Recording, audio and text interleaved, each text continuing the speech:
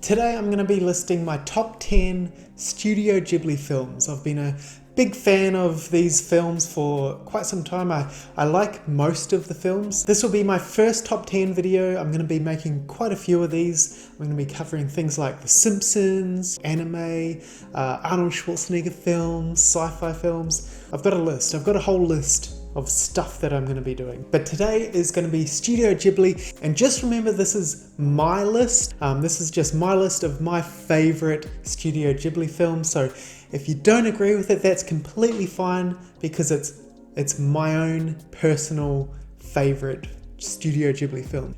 Let's crack into it, and here are my top 10 Studio Ghibli films.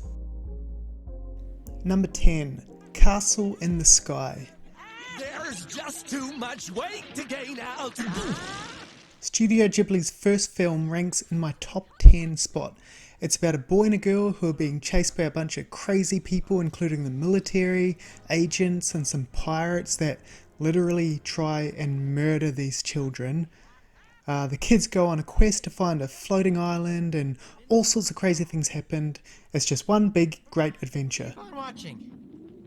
Afraid? Number 9. Only Yesterday. So, that's pretty impressive. Okay, so this is a boring film. I get it. But it's also one of my favorites. I first watched this during the COVID lockdowns, and man, it really resonated with me at that time. I was finding myself reminiscing about my childhood, and this is pretty much what the film is about. The film felt very nostalgic, and for that reason it earned a place in my personal top 10.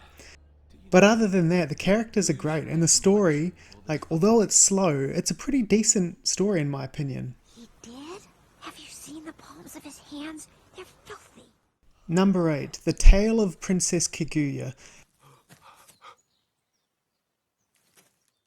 So when I first started watching The Tale of Princess Kaguya, I thought that it was going to be a real grind to get through. But boy was I wrong. This film is incredible. The animation is beautiful, the characters are amazing, although I found the father to be pretty annoying. I found that he's a bit of a jerk, but whatever. The ending is bittersweet, but in a good way. If you haven't seen this film, I really rate it.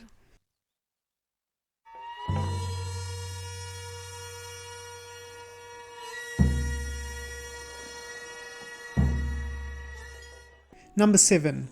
Kiki's Delivery Service. If you haven't watched the dub version of Kiki's Delivery Service, then just watch it for the Phil Hartman's portrayal of Gigi, the talking cat, because he is amazing. And if you don't know who Phil Hartman is, think Lionel Hutz and Troy McClure. You better rest here until it's dry. Won't we get in trouble? Not if nobody finds out. Other than that, the film is great. It's about a young witch who moves to a new town, creates a flying delivery service. She gets unwell, I guess. I don't want to ruin the film. And she has to figure out a way to get better. The film is filled with really great characters along with a solid story.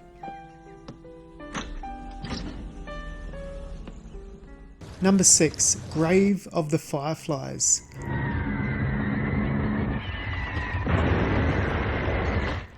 So even just flicking through this film to record some footage made me very sad. This is a really difficult film to watch. Probably one you won't want to watch again, but it will leave a really big impression and a lasting impression. It's set in the final months of World War II. The film follows a young teenage boy and his little sister as they face hardship after hardship. It's regarded as one of the greatest war films of all time, and in my opinion, a film that you should watch at least once in your lifetime. Okay. But where's Mama? Number 5. Howl's Moving Castle. The best part of that spell. This film, along with the rest in my top 5, are so well animated. So Howl's Moving Castle is about a girl who has a curse put on her by the Witch of the Waste. some events happen, which leads her to a moving castle where she meets Hayao and some other really good characters.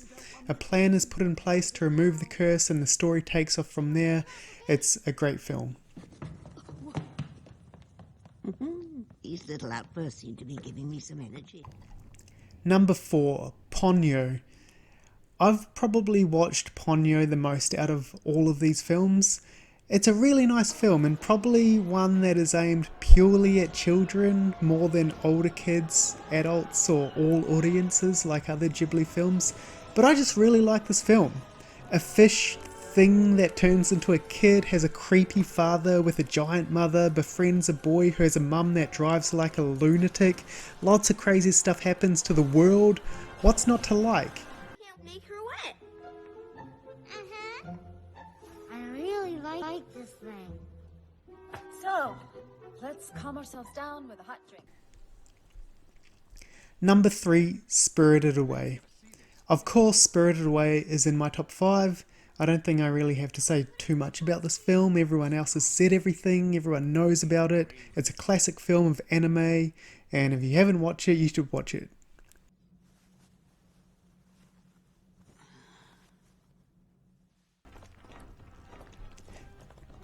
Number 2, Princess Mononoke.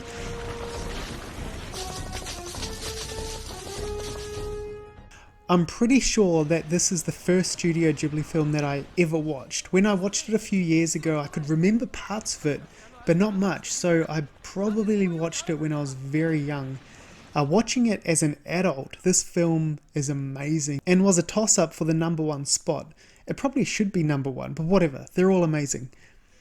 It's about a young prince who is cursed by a demon pig, so he must go on a quest to find a forest spirit who could maybe cure him. He gets caught up in all sorts of conflict and all sorts of incredible things happen. It's an epic adventure that's visually stunning.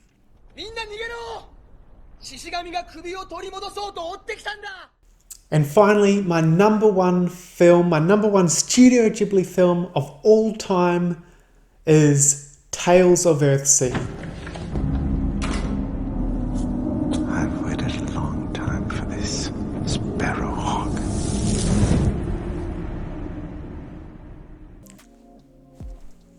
That's actually the only film that I don't think I completed watching through. I couldn't watch the whole way through.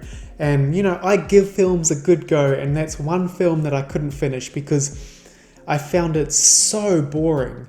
My number 1 film, and you probably guessed it by now because it hasn't been on the list and it is definitely on every single top 10 list, and it is My Neighbor Totoro. So it's an obvious choice for number 1 and probably not an original choice, but so what? It deserves it, and it is pure Studio Ghibli. This film was made in 1988 and is such a testament of how good the Ghibli animators were and still are. The film is filled with iconic characters and takes you away into another world. I wish that I had a cat bus as a friend.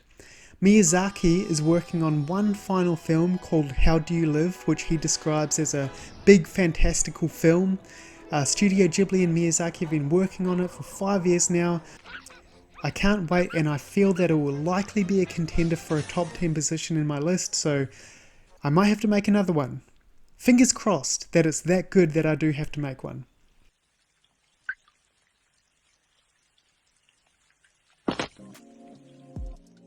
Thanks a lot, guys. Thanks for watching. Hopefully I'll see you next time. See you later. Bye.